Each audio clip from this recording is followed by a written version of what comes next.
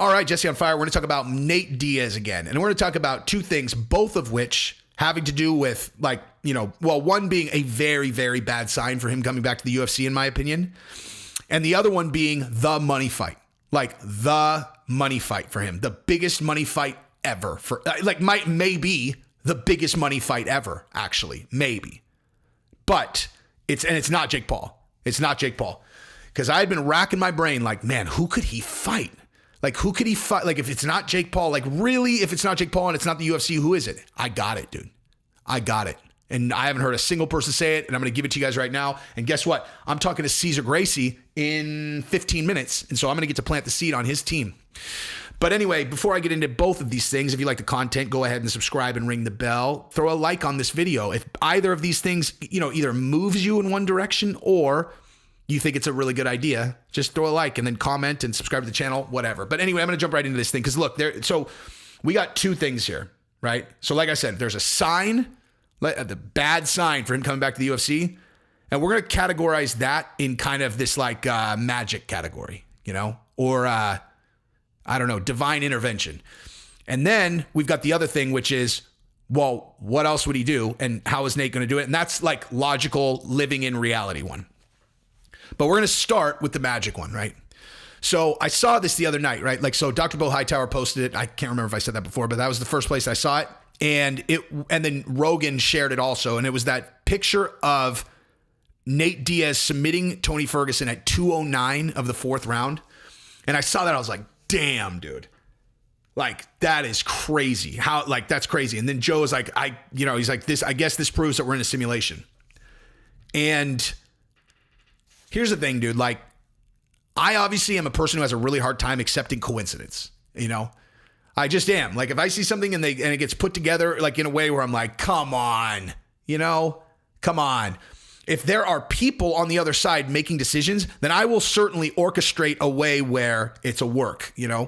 Like, it's like, oh, if this just came together too well or too many people benefit, I'm like, it's got to be a work. That probably comes from like, the first two girls that I dated, like cheated on me, probably like broke my ability to trust people aside from my current wife. But like, so I'm just like, oh, everyone's lying. Like, everyone's always lying. It's like, all right, everyone's always lying. Then you do a reality show where you juke an entire, like a whole story that you put out to national television of all these things that straight up did not happen that you just acted out. So you take those two things together and I'm like, yeah, I just assume everything's a lie. I assume everything's a lie. It's like, dude, I think you're broken inside. I'm like, I do too. It's like, well, what do you get when you take a person who literally doesn't trust anything and mix it with a hyper analytical, incredibly emotionally intelligent brain? It's like, well, a lot of conspiracy theories, But there's another thing to that too, which is if you can't accept coincidence, then there are a lot of things that have happened in my own life or things that I'm looking at where I'm like, dude, that like, how could, if I just live in some like science-based reality where things genuinely just happen randomly, like what? And I can't even explain to you how many times things like that have happened in my own life where I'm all, what? Like, I'm gonna be honest with you.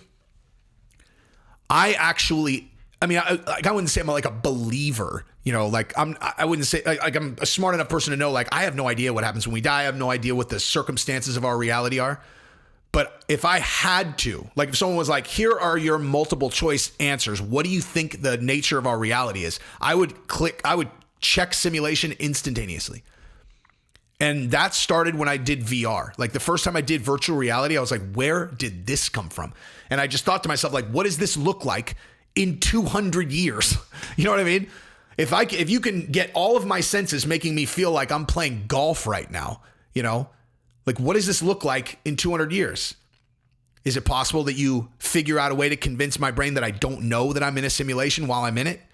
Is there a possibility that you could condense, an experience that feels like it lasts 90 years, into like an experience that on the other side lasts like an hour or 5 minutes, We're 200 years down the road, 500, 1,000 years down the road. If the human race makes it, you think that that's outside of the realm of possibility? It seems very likely to me that is exactly what the nature of, at least if this isn't it, then some reality in the future would be.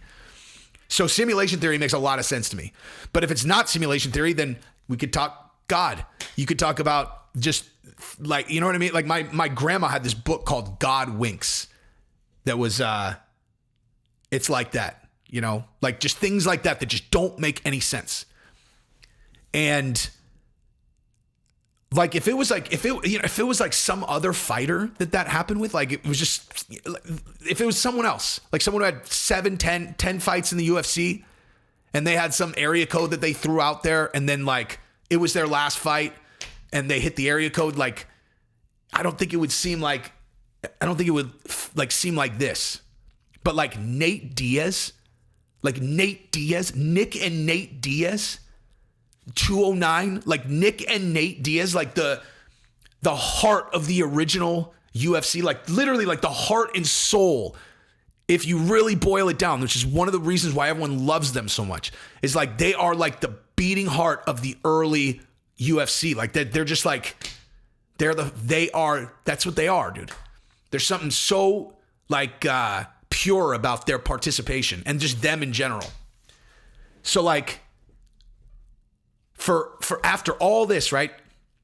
For Nate in his like 29th fight, in the last fight of his contract, for him to finish Tony at 209, like I don't even know if I'm doing a good job describing. Like I can't wrap my brain around that. I can't wrap my brain around the same thing that Rogan said, where he's like, I guess we live in a simulation. I'm like, either that or, but like, oh, that was just a random occurrence. I can't get my brain there. Like I can't get my brain there. Just super random. Nate Diaz, 209. You like this? What the fuck? By the way, I found out John Anik has a 209 tattoo on his arm. John Anik, dude. Buttoned up John Anik has a 209 tattoo on his arm because he said if Nate beat Conor McGregor in the first fight, that he would get 209 tattooed on his arm, and he did. You will never hear, I mean, not that I would ever say anything negative about him anyway, but you'll really never hear me say anything negative about him again or ever now. That's so badass, dude. And so the point that I'm making is like, that is like a storybook perfect end. Like, that's the end. You know what I mean? That's the end. That is the end. And I think that's like, I can't remember. There was something else recently that I was saying, like, that's like the perfect end of the career. Rockhold. You know, Rockhold, where he finally won the crowd. Like after all that, he gets booed his entire career. He loses the fight, but he wins the crowd. The end. You know, like that's it. The end. That is the end of the storybook. That's it. It's a perfect ending. The 209 thing, that is perfect, man. And obviously I would love to see him fight in the UFC. I would love to see him fight Conor, but that's perfect. That is a perfect end, dude. And such a wild coincidence that like I have a hard time believing that whatever made that happen is going to allow there to be another fight. It's like that's it, man. And I'll be honest with you, dude, Nate's energy did not feel like he thinks that he's coming back, dude. If you really kind of like, you know, he said, I'm going to come back to the UFC, but like he was too emotional to seem like he believes that that's really going to happen, you know, to me anyway. But anyway, so that's the magic side. Okay. So here's the big money fight.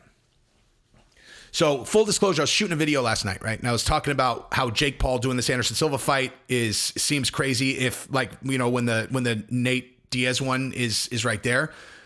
But in hindsight, I actually think then I watched I watched the Anderson Silva and Jake Paul press conference, and I realized, I'm like, dude, I think Jake Paul's doing what I was saying. I think he's going to make a real run at boxing. And Anderson Silva, that is the next step there. Nate Diaz is not, right? So I'm sitting there thinking about it. I'm like, so what does Nate do? Like, what does he do? And I'm like, you know, and I was just kind of like talking through like, oh, he could say he's going to do this. I was like, you know, and I'm like, he could go fight Floyd Mayweather. And I was like, and as soon as I said it, I realized, I was like, dude, Nate, when he was in the octagon, he said he's going to go show the world how to do it right where Conor couldn't. And I'm like, he said he's going to another sport. He said he's going to show the world how to do it where Conor failed. And I can't think of anything besides Jake Paul. And then as soon as I said Floyd Mayweather, I was like, oh my fucking God, dude. Because if Floyd is down to go fight fucking blah, blah, blah in Ryzen, you think he's up to do another $200 million payday with him and Nate Diaz? Because that show, I don't think it'll do as much as Conor, but it could get pretty fucking close, dude. That's a 9-figure payday for Mayweather, and it's a 9-figure payday probably, or certainly the biggest payday possible for Nate Diaz. Mayweather. That's the answer. Now, I know he's big right now, but I mean, if someone was like, hey, man, I'll pay you $80 million to get down to 154, you think he could do it? I think he could fucking do it, dude. It's Nate Diaz. These guys are the hardest dudes on earth. He could do it. He could fucking make that weight again, for sure. For 100% sure. For that amount of money, dude, I weigh fucking 190. I'll make fucking 155 with little to no experience cutting weight. You know? Well, certainly not weight like that. So, yeah. That's it. That's the money fight. Mayweather, Diaz. That's the one. Just like he said, dude. And he might be planning to do that. We'll find out. I'm going to talk to Caesar here in 5 minutes, dude. 5 minutes.